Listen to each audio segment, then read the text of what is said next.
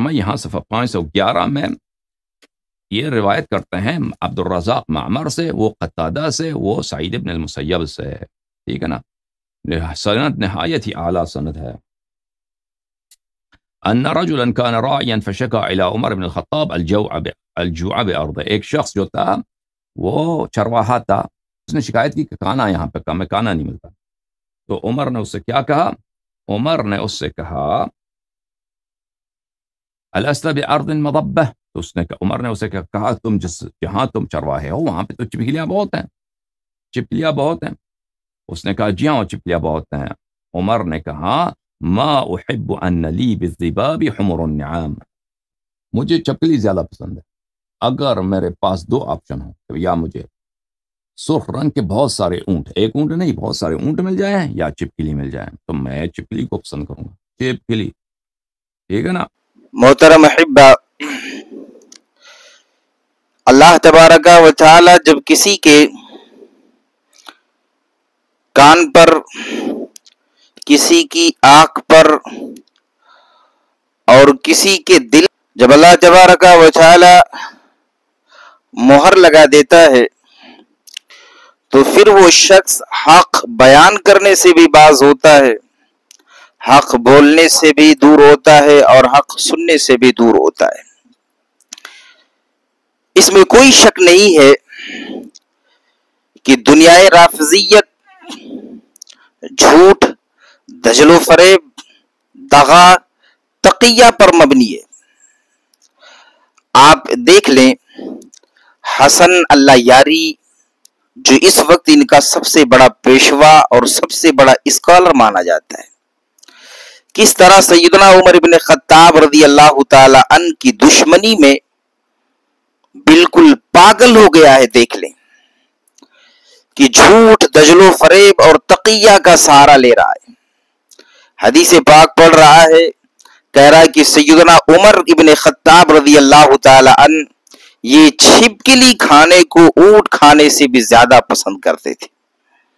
استغفر اللہ ربی من کل ذنب واتوب الیہ، لعنت اللہ علی الکاذبین، لعنت اللہ علی شرکم، تم پر اللہ کی 1000 لعنت ہو کہ تم جھوٹ بھی بولتے ہو تو بہت سلیقے سے بولتے ہو۔ اس میں ضب کا لفظ موجود ہے، اور ضب کہتے کسے ہیں یہ اہل علم اچھی طرح جانتے ہیں۔ گوہ کو ضب کہتے ہیں۔ رحمت کائنات صلی اللہ علیہ وسلم کے زمانے میں اصحاب پیغمبر اور حضور خود جس دسترخوان پر تشریف فرما تھے اس پر گوہ رکھا گیا۔ ایک جنگلی جانور ہے جو زمین میں گھر بنا کے زمین میں رہتا ہے۔ ہمارے یہاں اپنی زبان میں سلطان پور وغیرہ میں گوٹا کہتے ہیں، اور ادھر بلرام پور علاقے میں اس کو سرسیاں گو کہتے ہیں۔ خیر، رحمت کائنات صلی اللہ علیہ وسلم خود فرماتے ہیں، اور نہ اسے میں حرام کہتا ہوں۔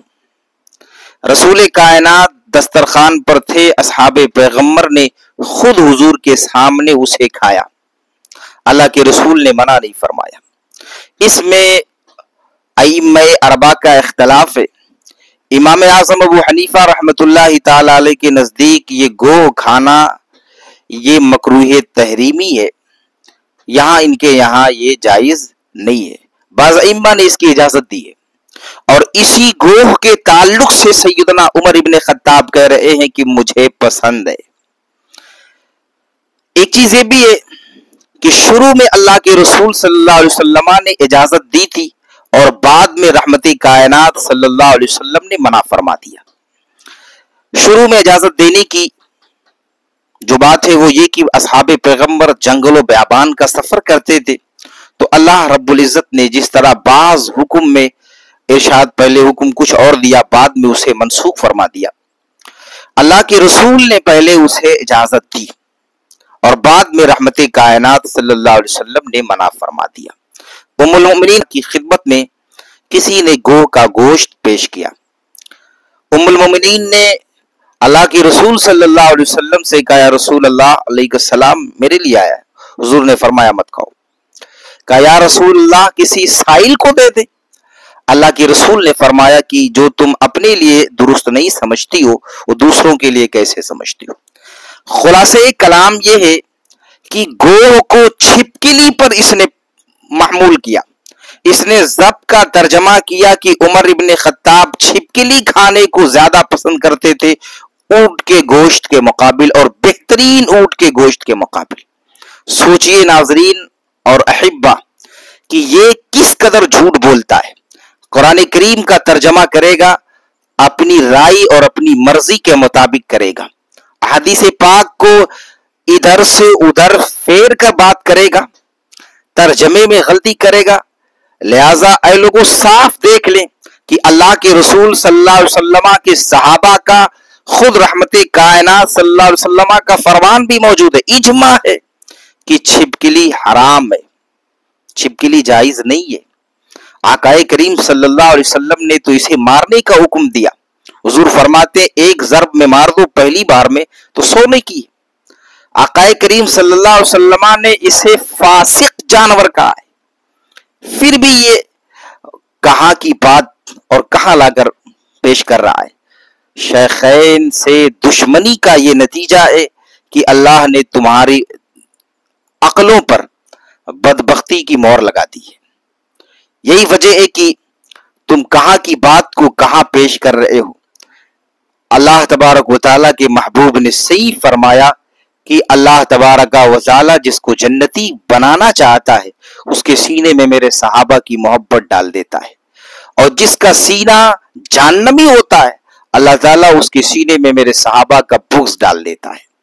तो ये बुग़्ज़े शेखैन और बुग़्ज़े असहाबे पैगम्बर है कि जिसकी वजह से तुम एक छोटी छोटी बातों को झूठ का सहारा लेते हो।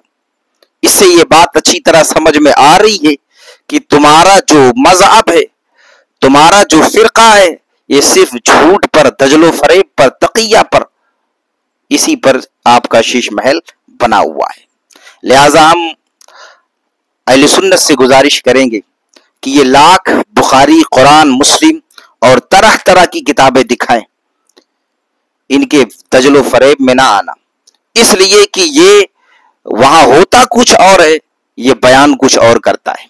जैसे मैंने खुद कहा, अन तहबता आमालुकुम व अंतुम ला तशऊरून को इसलिए तर्जमा कर रहा है कि उनके आमाल जाये हो गए, जबकि पूरी दुनिया के किसी तर्जमे की किताब में, खुद इसकी तफसीर की कुतुब में, उर्दू कुतुब में ये तर्जमा मौजूद नहीं। कहीं ऐसा ना हो कि तुम्हारे आमाल बर्बाद हो जाए, हफ्त हो जाए। लिहाजा देखे कि ये झूठ भी कितने सफाई के साथ दुनिया वालों के सामने रखता है, और हमारी जो अवाम है, सादा लोग, वो इनके दजलो फरेब में फंस जाती है। अल्लाह तबारक व तआला इन जैसे तमाम असहाबे पैगंबर के दुश्मनों से अल्लाह ताला हमारी हिफाजत फरमाए।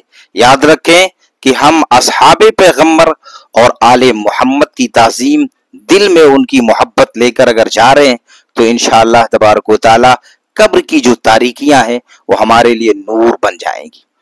अस्सलामु अलैकुम व रहमतुल्लाह।